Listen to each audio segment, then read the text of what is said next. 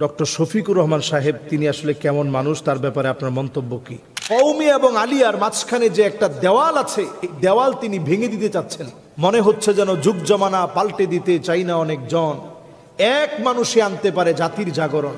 ভালো বলতে চান তাহলে ওনার চুলের গোড়া থেকে শুরু করে পায়ের তালু পর্যন্ত লক্ষ্য করতে হবে সুন্নতের অনুসরণ আছে কিনা। আলহামদুলিল্লাহ, আমরা ওনার কার্যক্রম দেখতে পাচ্ছি।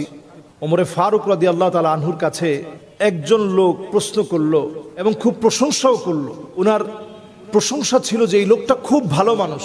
ওমরে ফারুক রাদিয়াল্লাহু তাআলা আনহু তিনি সাথে সাথেই প্রশ্ন করলেন, আতাআমালতা মাআহু, তুমি কি তার সাথে কখনো মুআমালাত করেছো, লেনদেন হয়েছে?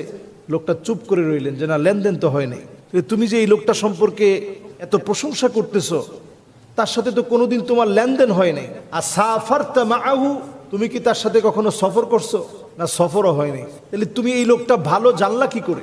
ডক্টর শফিকুর রহমান সাহেব এমন একজন ব্যক্তি, আমি দায়িত্ব নিয়ে বলতে পারি, উনার সাথে আমরা এই সময়ে আলহামদুলিল্লাহ বর্ণাঢ্য মানুষের পাশে তিনি যেভাবে দাঁড়িয়েছেন, শুধু এই বছর না, জালেমরা যেই সময়ে জুলুম নির্যাতনের স্টিম রোলার চালাচ্ছিলেন, ঘরের মধ্যে যখন মানুষ থাকতে পারতেছিল না, সেই সময়ে সুনামগঞ্জের ভাইদের পাশে, সিলেটের বর্ণাঢ্য মানুষের পাশে তিনি গিয়ে দুয়ারে দুয়ারে গিয়ে তিনি মানুষের কাছে হাদিয়া পৌঁছে দিয়েছেন। এবং একটা বিষয় লক্ষণীয়, মুআমালাত, যেটা ওমরে ফারুক রাদিয়াল্লাহু তাআলা আনহু বলছেন, তার সাথে কি তোমার মুআমালাত হয়েছে?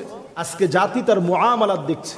তিনি মানুষকে যে ডাল, চাল, চিনি অথবা টাকা পয়সাই হোক, এগুলো যখন দিচ্ছেন, এটাকে ত্রাণ না বলে তিনি বলেছেন এটা হাদিয়া, আপনার ভাই আপনার জন্য হাদিয়া নিয়ে আসে। এই যে সুন্দর একটা পরিভাষা, ত্রাণ বললে অনেকের মনের ভিতরে একটু খটকা লাগতে পারে, খারাপ লাগতে পারে।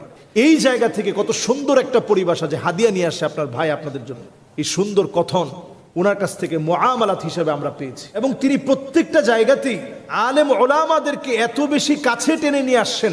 কওমি এবং আলিয়ার মাঝখানে যে একটা দেওয়াল আছে, এই দেওয়াল তিনি ভেঙে দিতে চাচ্ছেন। তিনি চাচ্ছেন যে আমরা সবাই এক। আল ইত্তিহাদ ইয়াকউল কিল্লাহ ওয়াল ইখতিলাফু ইউদঈফুল কাসরা, আমাদের ঐক্য ছোট ছোট শক্তিকে বড় শক্তিতে রূপান্তরিত করতে পারে।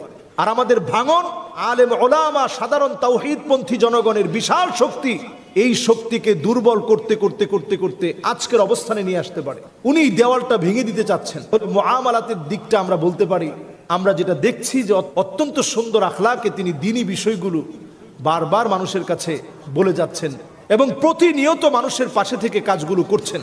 এরপরে দ্বিতীয় নাম্বার যে বিষয়টি, সফর করলে মানুষ চেনা